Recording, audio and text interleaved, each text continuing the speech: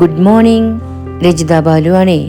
ഓർക്കിഡുകളെ ബാധിക്കുന്ന മഴക്കാല രോഗങ്ങളും അവയ്ക്കുള്ള പ്രതിവിധിയും എന്ന മോഹന ഓർക്കിഡ്സിലെ അടുത്ത എപ്പിസോഡിലേക്ക് എല്ലാ ഓർക്കിഡ് ലവേഴ്സിനും സുസ്വാഗതം. ഇന്ന് പറയുന്നത് കരിച്ചൽ രോഗമാണ്. കരിച്ചൽ രോഗം ശരിക്കും മഴക്കാലത്തുണ്ടാവുന്ന രോഗമല്ല, വേനൽക്കാലത്താണ് അതിന് തുടക്കം പിടിക്കുന്നത്. മഴക്കാലത്ത് നമ്മൾ ആ രോഗം കാണുന്നു എന്ന് മാത്രമേ ഉള്ളൂ. ഇത് ഉണ്ടാവാൻ പ്രധാന കാരണം ഒരു മൂലകത്തിൻ്റെ 2-3 മൂലകത്തെ കുറവുകൊണ്ടാണ് ഈ കരിച്ചൽ രോഗത്തിന് തുടങ്ങുന്നത്. കാൽസ്യം, സിങ്ക്, ബോറോൺ എന്നീ 3 മൂലകങ്ങളുടെ കുറവുകൊണ്ടാണ് ഈ ചെടികളുടെ ഇല കരിച്ചിൽ വരുന്നത്. അപ്പോൾ നമ്മളിത് കൃത്യമായി കൊടുക്കുകയാണെങ്കിൽ ഇല കരിയാതെ നോക്കാം.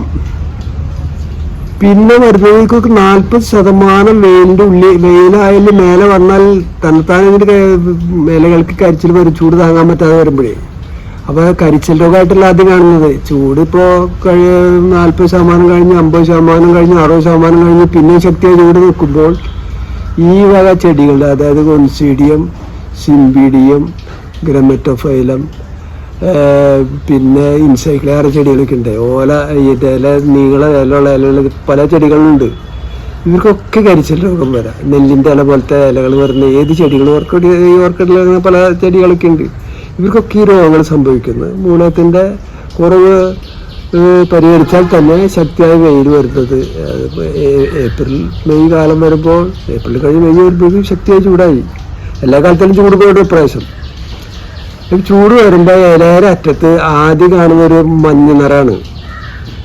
ഈ മഞ്ഞ നിറം കാണുമ്പോൾ നമ്മൾ വിചാരിക്കും ചൂടിൻ്റെയാണ്, സംഗതി ചൂട് തന്നെയാണ്. പക്ഷെ അത് പിന്നീട് രോഗമായി മാറി. ആ രോഗം ഈ മഞ്ഞപ്പ് പിന്നെ അത് ഒരു തേണ്ട നിറമായി മാറും. അപ്പോൾ നമ്മൾ ശ്രദ്ധിക്കില്ല, ചൂടടിച്ചതിൻ്റെ അല്ലേ എന്ന് നമ്മൾ വിചാരിക്കുള്ളൂ. പിന്നെ അത് ഇറങ്ങി കീഴ്പിട്ട് വരണ ഇല നമ്മൾ നോക്കുമ്പോൾ ഒരാഴ്ച കഴിയുമ്പോഴേക്കും അത് കാണാൻ കീഴ്പിട്ട് ഒന്നുകൂടി ഇറങ്ങി. അങ്ങനെ ഒരു മാസം കഴിയുമ്പോഴേക്കും, മെയ് അവസാനം ആകുമ്പോഴേക്കും ഈ ഇല കീഴ്പിട്ട് നല്ല ശക്തിയിൽ കീഴ്പിട്ട് ഇറങ്ങി. അപ്പോൾ കട മൂളിന് കുറെ ചെറിയ കരിച്ചിൽ ആരംഭിച്ചു. മൂളിന് കരിച്ചിൽ ആരംഭിക്കുന്നതനുസരിച്ചിട്ട് ഈ ഇല കീഴ്പിട്ട് ഈ നിറ ഇറങ്ങി വരും. അല്ലാതെ തന്നെ ഇപ്പം നമ്മൾ ഈ മഴ പെയ്ത് ഭൂമി തണുക്കല്ല, വേനൽമഴ ഈ ഇടയിൽ മഴ കിട്ടില്ല. 1-2 മഴ അടുപ്പിച്ച് പെയ്ത് കഴിഞ്ഞിട്ടുണ്ടെങ്കിൽ ആ നേരത്തെ ഒരു ചെറിയ തടവ് പോലെ ആയ മാതിരിയാണ്. പിന്നെ പെട്ടെന്ന് മഴക്കാരൊക്കെ മാറി വെയിൽ ശക്തിയായി വന്നു, ഒരു ദിശയിൽ കൂടെ തന്നെ വെയിൽ വരുന്നതാണ്. ആ സമയത്ത് അതിനെ ഫേസ് ചെയ്ത് നിൽക്കുന്ന ചെടികൾക്ക് പെട്ടെന്നൊരു ഈ മഞ്ഞളിപ്പ വരുന്നു. അതിൽ ഈ ചെടികൾക്ക് ബാധിക്കാൻ സാധ്യതയുണ്ട്. അങ്ങനെ വന്നാൽ എല്ലാവരും തുമ്പെന്നു പറയുന്നില്ല, നടുഭാഗത്തു നിന്നും ആ വെയിലടിച്ച ഭാഗത്തു തൊട്ട് ആരംഭിക്കും. അപ്പോൾ അതിന് ഇങ്ങനെ വരുമ്പോൾ ഇങ്ങനെ സംഭവിക്കാതിരിക്കാൻ നേരത്തെ നമ്മൾ വെയിലിൻ്റെ ഈണം വരുമ്പോൾ അതിനെ അവിടെ നിന്ന് മാറ്റി വെച്ചിട്ട് കൊണ്ടുവരാൻ പറ്റുള്ളൂ. പിന്നെ ഇതിന് മരുന്നൊക്കെ ഉണ്ട്. മരുന്ന് വന്നാൽ കൊടുത്താലും വന്ന രോഗം മാറില്ലല്ലോ, ഇല മുറിച്ചാലേ പറ്റുള്ളൂ. വരാതെ നോക്കാൻ മരുന്ന് ഡൈഫൻ കോൺസോളാണ് അതിന് മരുന്നിൻ്റെ പേര്. ഡൈഫൻ കോൺസോൾ നമ്മൾ അമിസ്റ്റാർ കൊടുക്കുമ്പോൾ അതിൽ ഡൈഫൻ കോൺസോൾ ഉണ്ട്. അതുകൊണ്ട് ഞാൻ ആ മരുന്നിനെ പറ്റിയിട്ട് കൂടുതൽ റെക്കമെൻഡ് ചെയ്യാറില്ല. ചില ഡൈഫൻ കോൺസോൾ എന്ന് പറഞ്ഞത് മരുന്നായി കിട്ടുന്ന സ്കോർ എന്ന് പറഞ്ഞൊരു മരുന്നാണ്. ഡൈഫൻ കോൺസോളിൽ അല്പം ഡോസ് കൂടുതലാണ്. അമിസ്റ്റാറിൽ കുറഞ്ഞിട്ടുള്ള ഡൈഫൻ കോൺസോളിനേക്കാളും അല്പം ഡോസ് കൂടുതലാണത്. അത് കൊടുത്ത് ഈ രോഗങ്ങൾക്ക് വേണ്ടി, ഈ മഞ്ഞളിപ്പും കരിച്ചൽ രോഗങ്ങൾക്ക് വേണ്ടിയിട്ടൊക്കെ തന്നെയാണ് മരുന്നുണ്ടാക്കിയിട്ടുള്ളത്. അപ്പം കഴിയുന്നതും ഈ അമിസ്റ്റാറിലാണ് നിർത്താൻ നോക്കാം. മാസം 2 തവണ കൊടുക്കുകയാണെങ്കിൽ രോഗങ്ങൾക്ക് വരാൻ നോക്കുക. എത്രയായാലും ശക്തിയായ വെയിൽ വന്നിട്ടുണ്ടെങ്കിൽ ഇത് സംഭവിക്കും. അല്ല എങ്കിൽ നമ്മൾ ഇതിന് മാറ്റി വയ്ക്കാറ് നല്ലത്. ഇപ്പോൾ നമ്മുടെ അവിടെ ഈ വാന്തിയുണ്ട്, മുക്കാരയുണ്ട്, അരാന്തിയുണ്ട്, രണാന്തിയുണ്ട്, പല. അതുപോലെ തന്നെ ഇത് കിട്ടും, കാറ്റ് കിട്ടില്ല. ഇവർക്കൊക്കെ കരിച്ചിൽ രോഗം കാണുന്നുണ്ട് എങ്കിൽ ഈ പറഞ്ഞ കസബോ, കാൽസ്യം, സിങ്ക്, ബോറോണിൻ്റെ കുറവാണ്. അത് കൃത്യമായി നമ്മൾ കൊടുക്കുകയാണെങ്കിൽ ഒരു കാരണവശാലും ഇത് എത്ര വെയിലത്ത് നിന്നാലും ഇതിന് ബാധിക്കില്ല. പക്ഷെ ആദ്യം പറഞ്ഞ 4 ചെടികൾക്ക് ഈ 40% വെയിൽ കൊടുത്താണെങ്കിൽ എല്ലാം ഓക്കെയാണ്. അപ്പോൾ ആ മരുന്ന് കൊടുക്കണ്ട, നമ്മൾ ഇത് കൊടുത്താൽ മതി.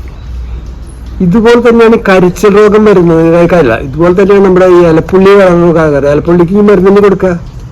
മരുന്ന് കൊടുക്കുമ്പോൾ ഈ മരുന്ന് തന്നെ കൊടുക്കാം.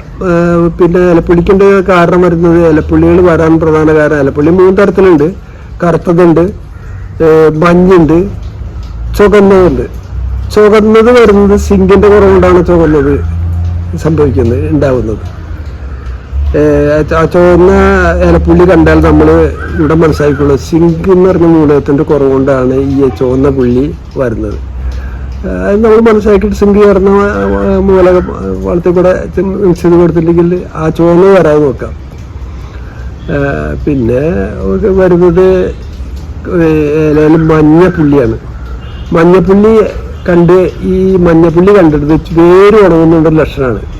അടിയിൽ നിന്ന് വേരുണക്കം നല്ല രോഗം തന്നെയാണ്. വേരുണങ്ങുക, ഇല ഉണങ്ങുക, പൂങ്കലുണങ്ങുക ഒക്കെ പറഞ്ഞൊരു രോഗമുണ്ട്. അതിൻ്റെ ഒരു ഭാഗമായിട്ടാണ് വേരുണക്കം വരുന്നത്. അപ്പം മഞ്ഞപ്പുള്ളി വന്നിട്ട് ഇതിങ്ങനെ പരക്കാൻ തുടങ്ങും. 1 2 പുള്ളി, അല്ലെങ്കിൽ പിന്നെ അത് 3 4 പുള്ളിയായി. ആ പുള്ളികൾ അവിടുന്ന് പറന്ന് മുഴുവൻ ഇലയിലേക്ക് മഞ്ഞളിപ്പ് ബാധിക്കില്ല. ഇങ്ങനെ ഇതായിട്ട് ഇങ്ങനെ മഞ്ഞളിച്ച് വരുന്നുള്ളൂ. അപ്പം അതിന് കാരണം വേരുണക്കാണ്. കറുത്ത ചെറിയ പുള്ളി വരാൻ കാരണം ഓവർ വാട്ടറിങ് ആണ്. നന കൂടുതലായി കഴിഞ്ഞാൽ അങ്ങനെ സംഭവിക്കാം. പക്ഷെ നമ്മൾ ശ്രദ്ധിക്കില്ല. നമ്മൾ നനയ്ക്കുമ്പോൾ അതേ സാധാരണ നനയ്ക്കണ മാതിരി നനച്ചു പോകും. അത്ര വെള്ളം വേണ്ട എന്നാണ് പറയുന്നത്. ആ വെള്ളം കൊണ്ടുവന്ന് വെള്ളക്കെട്ടായി അത് വെള്ളം ആ ഭാഗത്ത് വേര് ചെയ്യുമ്പോൾ ആ നമ്മുടെ വേര് ചീച്ചലുണ്ട് എന്നുള്ള ഇത് കാണിക്കുകയാണ്. ഇലയിൽ ചെറിയ പുള്ളികൾ അടുത്തടുത്തായിട്ട് ചെറിയ പുള്ളികൾ കാണുന്നുണ്ട്. അപ്പോൾ നമ്മൾ ആ പ്ലാന്റുകൾ എടുത്തിട്ട് റിപ്പോർട്ട് ചെയ്യുക. വേര് ചീഞ്ഞ വേരുകളിൽ മുറിച്ച് കളഞ്ഞ് വൃത്തിയായി കഴുകി ഫംഗി സൈഡിലൊക്കെ മുക്കി എടുത്തിട്ട് അതിന് റിപ്പോർട്ട് ചെയ്തിട്ടുണ്ടെങ്കിൽ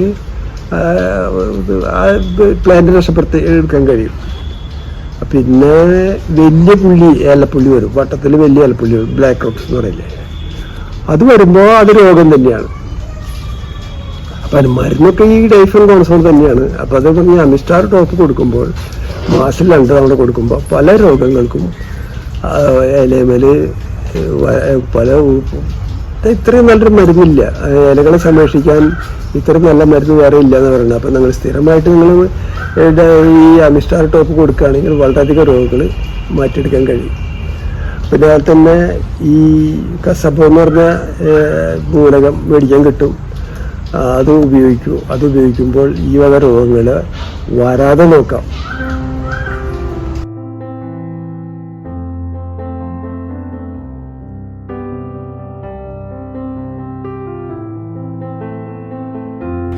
അടുത്ത പ്രതിവിധിയുമായി അടുത്ത എപ്പിസോഡിൽ കാണാമെന്ന വിശ്വാസത്തോടെ ടിൽ ദെൻ ടേക്ക് കെയർ.